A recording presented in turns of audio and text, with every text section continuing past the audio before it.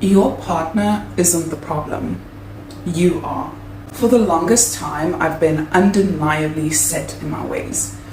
It started as a rebellious teen, where adult authority didn't faze me in the slightest. My thoughts, my viewpoints, and my actions, all based on what I thought and felt. And this wouldn't be changeable unless I felt it was changeable. This can be argued to be a strong personality, but as I enter the midst of my 20s, I realize it's pure stupidity. When my husband and I got together, I molded my personality to please, a natural reaction most of us have when entering a new relationship. But as this new phase of life, partnership, and ultimately marriage set in, my old ways seemed to rear its head. And after nights of bickering, I found myself thinking, maybe he isn't the problem.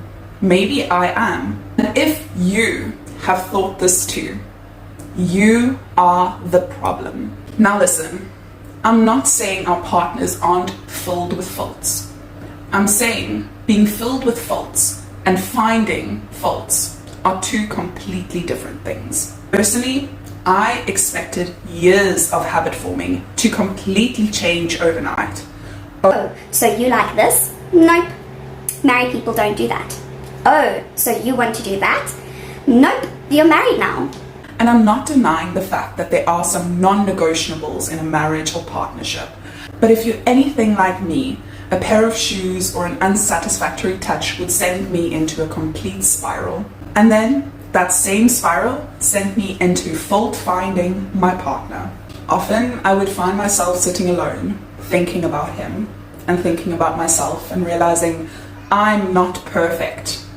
I'm actually very far from it. And he had a life before me that entailed a lot of joy, a lot of pain, a lot of heartbreak, suffering, and coping mechanisms. I fell in love with a man that didn't portray himself to be perfect. And the way he lives his life now, how he does things, how he reacts, that's part of who he is and who he was molded into. With marriage comes inevitable growth and change.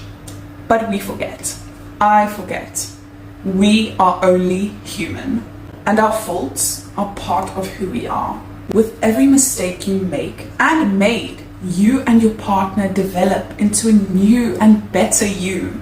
I realized if I'm looking for a partner with no faults, I'm looking for a stagnant relationship, one where we never grow, learn, or experiment together. And that means we won't evolve into a lifelong understanding marriage. My husband is riddled with faults, but so am I. But I'd rather have us fault find together than apart, because apart means growing apart. And I love him for who he is, not who I can force him to be.